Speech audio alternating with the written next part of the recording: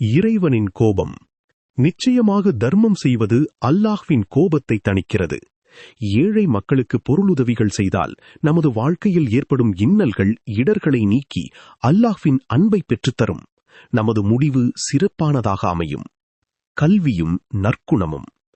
யார் மார்க்க கல்வியுடன் நற்குணமும் பெற்றுள்ளாரோ அவரே உங்களில் மிகச் சிறந்தவர்.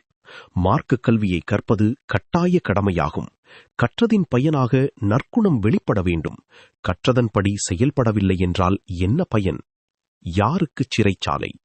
உலகம் மூமின்களுக்கு சிறைச்சாலை, இறை நிராகரிப்பாளர்களுக்கு சுவன பூஞ்சோலை. நபிமொழி, முஸ்லிம். பாவங்கள் மிகைத்து வருகின்ற இந்த உலகில் ஹராம் ஹலால்களை பேணி உலக ஆசைகளில் வீழ்ந்திடாமல் வாழ்கின்ற மூமின்களுக்கு அழிகின்ற இந்த உலகம் சிறைச்சாலைதான். அழிவில்லா நிரந்தரமான மறு உலகமே சொர்க்கம்.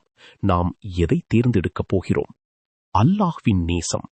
யார் அல்லாஹ்வின் பள்ளியை நேசிக்கின்றாரோ அவரை அல்லாஹ் நேசிக்கின்றான். அல்லாஹ்வின் நேசத்தை பெறுவதற்கு பல்வேறு வழிகள் இருந்தாலும் மிக எளிமையான வழி அல்லாஹ்வின் பள்ளியோடு மிகுந்த நெருக்கம் வைத்துக் கொள்வது. ஆண்கள் பள்ளியில் தொழுவதையே மார்க்கம் வலியுறுத்துகிறது. துவாவின் மகத்துவம். பாங்கிற்கும் இகாமத்திற்கும் இடையில் கேட்கப்படும் துவா மறுக்கப்பட மாட்டாது. அல்லாஹ்விடத்தில் தேவையுள்ள நாம் இந்த அருமையான தருணத்தை ஒருபோதும் தவறவிடக்கூடாது. திக்ருல்லா. அல்லாஹுவை திக்குறு செய்பவருக்கும் விக்கிர செய்யாதவருக்கும் உதாரணம் உயிருள்ளவனையும் உயிரற்றவனையும் போன்றதாகும். நபிமொழி, புகாரி. நம்மை படைத்து ரட்சித்துக் காக்கின்ற அல்லாஹுவின் நினைவை இல்லாமல் வாழ்ந்தால் அவன் உயிரற்ற பிணத்திற்குச் சமம். இவ்வுலக வாழ்க்கையிலும் அவன் தோல்விகளையே சந்திப்பான். ஏனெனில் அல்லாஹுவின் அருள் அவனுக்கு கிடைக்காது. அழகிய வழிமுறை. தனக்கு தேவையற்றதை விட்டுவிடுவது இஸ்லாமிய மார்க்கத்தின் அழகிய வழிமுறையாகும். நபிமொழி, திர்மிதி. ஒருவர் தனக்கு அவசியமில்லாத காரியங்களில் ஈடுபடுவதை அறவே தவிர்க்க வேண்டும். அது கால விரயம் மட்டுமல்ல, காலப்போக்கில் அந்த நிலை அவரை பெரும் பாவப் படுகொழியில் தள்ளிவிடும். அல்லாஹுவின் சாபம். அல்லாஹ் திருடனை சாபம் விடுகிறான். நபிமொழி, புகாரி. திருட்டு என்பது ஒரு கேவலமான செயல். முளைத்து வாழ்வதையே இஸ்லாம் போற்றுகிறது.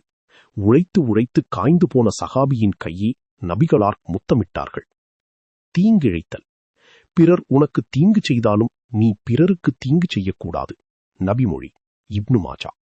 தனக்கு ஒருவர் தீங்கு செய்து விட்டால் அதனை பொறாமையோடு சகித்துக் கொள்ள வேண்டும். பொறுமையாளர்களுடன் அல்லாஹ் இருக்கிறான் என்பது இறைவாக்கு. பொறுமை ஈமானில் பாதியாகும் என்பது நபிமொழி. கோபம். உங்களில் ஒருவர் கோபம் கொண்டால் அவர் உழு செய்து கொள்ளட்டும். நபிமொழி, அபுதாவூத். கோபம் சைத்தானின் குணம். கோபத்தில் எந்த காரியத்திலும் ஈடுபடக்கூடாது. நிதானமே முஃமின்களின் நற்பண்பாகும். வெட்கம். வெட்கம் இறை நம்பிக்கையின் ஒரு பகுதியாகும். நபிமொழி, புகாரி, முஸ்லிம். அசிங்கமாக பேசுவதும் அரைகுறையாக ஆடைகள் அணிவதும் வெட்கமில்லாத தன்மையை வெளிப்படுத்துகிறது. வெட்கம் உண்மையான முஸ்லிம்களின் ஆடையாகும். அது நமது ஈமானை பாதுகாக்கும். நல்ல வார்த்தைகள். நல்ல வார்த்தைகள் பேசுவதும் தர்மமாகும். யாரோடு பேசினாலும் நல்ல வார்த்தைகளையே பேச வேண்டும். சொர்க்கம், நரகம் இரண்டிற்கும் இழுத்துச் செல்வது நாவு.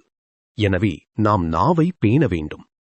யார் நாவை பாதுகாக்கின்றாரோ அவருக்கு சொர்க்கத்தை நான் பொறுப்பேற்கிறேன் என்பது நபிமொழி. உறவுகள்.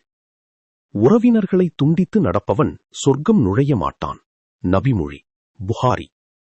உறவினர்களின் உறவுகளை முறித்து வாழ்பவன் துவா அல்லாஹ்விடத்தில் அங்கீகரிக்கப்படாது என நபிகளார் எச்சரிக்கிறார்கள். எனவே உறவுகளை பேணுவது கட்டாய கடமை.